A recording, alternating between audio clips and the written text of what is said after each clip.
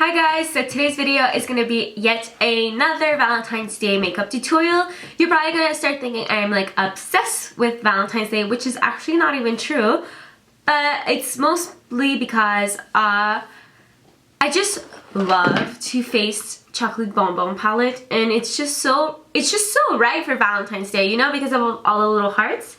So that's mostly why, and I just feel like it's the right time to use it. So I'm gonna start now.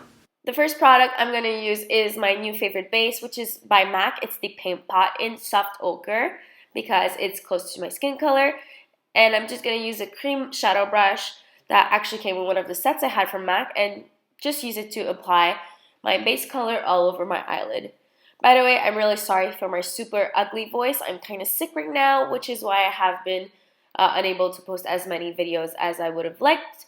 So that's all I have to say. Applying the base, and you can see that I actually blended really well so that it doesn't show that much because it's just a base color and also kind of like a primer. Next, taking my Too Faced Bonbon palette and the color Pecan Praline and an all-over shadow brush. I'm just going to go ahead and apply the color on my overall lid. And you can see it's a very nice taupe-ish color. It's very subtle and it's very neutral. Taking basically the same brush and the color Divinity from the same palette, I'm just going to go ahead and apply the color right on the inside of my inner corners.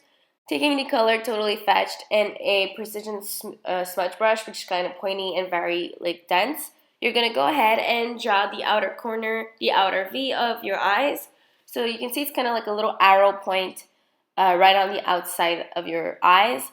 It's the shape you want it to take is very personal. I just kind of like make it look a little bit rounder, and like when it goes more like on my lash line, not on my lower lash line, the upper one I mean, and then you're just gonna blend it, so don't worry if it looks funny.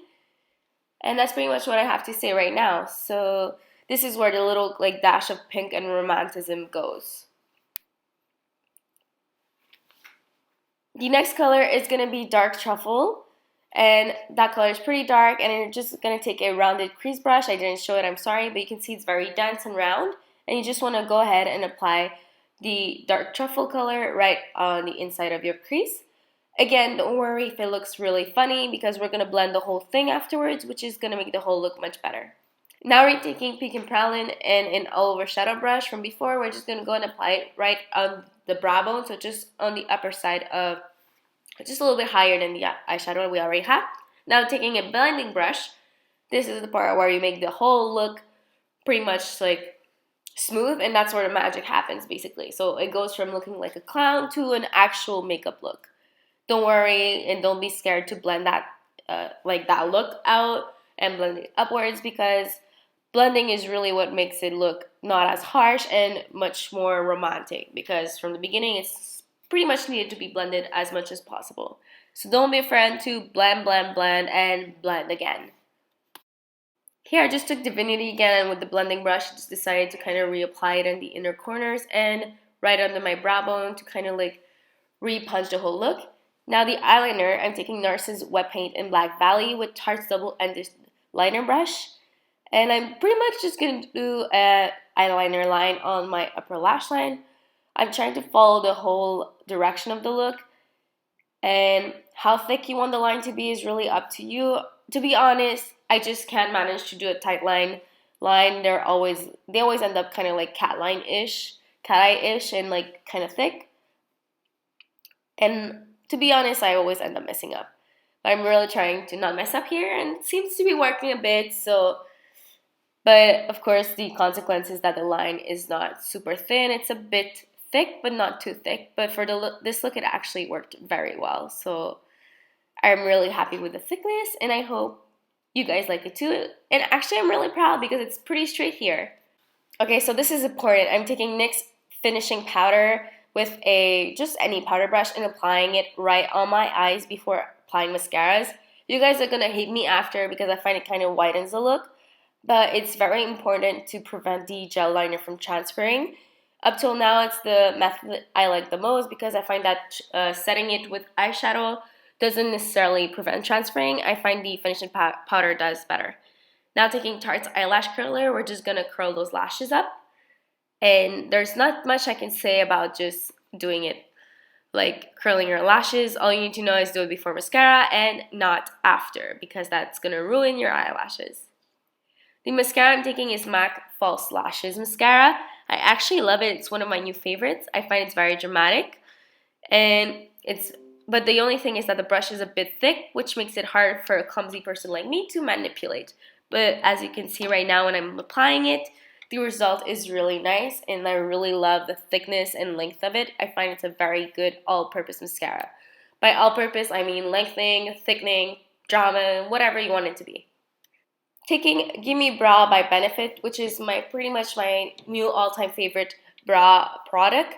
If you guys have seen other videos, other makeup tutorials by me, you're gonna know that I'm not a big fan of overdone eyebrows. I really like them to stay natural.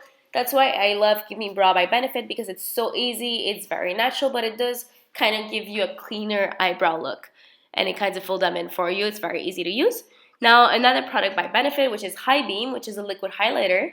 I'm just going to use it to highlight my whole face. So I'm going to be applying the highlighter right on my cheekbones, on my nose bridge, Cupid's bow. That's where there's going to be a little palm tree later, and also on my chin and the Cupid's bow of my mouth. So that little kind of like place between the little points there.